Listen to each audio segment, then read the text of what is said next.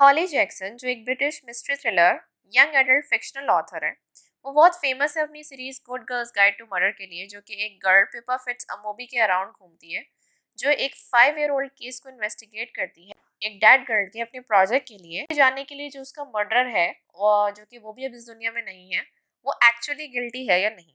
Book 1 बहुत अच्छी थी और अभी एक ऑफिशियल सीरीज है नेटफ्लिक्स पर। मैं जो आज रिव्यू कर रही हूँ वो बुक 2 को कर रही हूँ, गुड गर्ल बैड ब्लड, जो कि रिलीज हुई थी अप्रैल 30, 2020 में। बुक स्टार्ट इस तरह होती है जब पिपा अपनी क्राइम पॉडकास्ट एंडी और सैलसिंग केस पे रिलीज करती है, लोगों को अवेयर करने के लिए उन चीज़ों के बारे में जिसको मीडिया प्रॉपर्ली हाईलाइट नहीं कर रहा।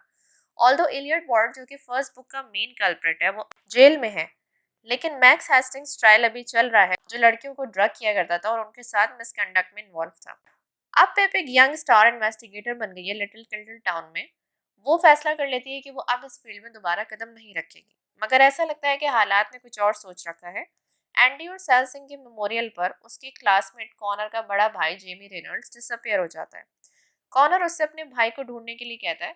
जब लिटिल किल्टन टाउन के डीआई हॉकिंस ने उसकी मदद करने से इनकार कर दिया, तो अब पिप मजबूर होकर इस केस में इंडल्ज होने के लिए तैयार है, ताकि कॉनर और उसकी फैमिली के लिए कुछ कर सके।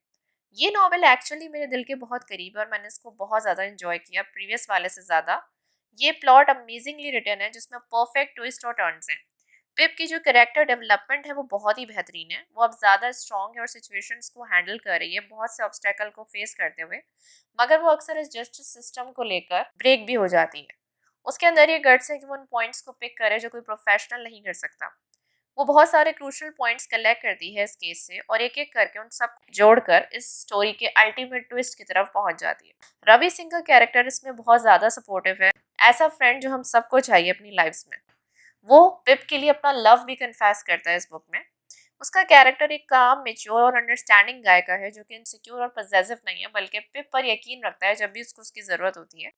कारा वॉर्ड जो कि ग्रेट फ्रेंड है पिप की throughout the first book, और good girls guide to murder के विलन की अनफॉर्चुनेट बेटी। अब बुक 2 में वो हार्ड टाइम से गुजर रही है इस बिटर रियलिटी को फेस करते हुए जो उसकी फादर की है, और पिप उसको इस मुश्किल टाइम में सपोर्ट कर रही है। पिप और कारा की फ्रेंडशिप ट्रू एग्जाम्पल है कि गर्ल पावर क्या होती है अगर वो सेम पेज पर हो सेम कॉज के लिए। कारा वॉर्ड एक दूसरे सपोर्टिव पिलर है पिप की लाइफ में रवि के बाद।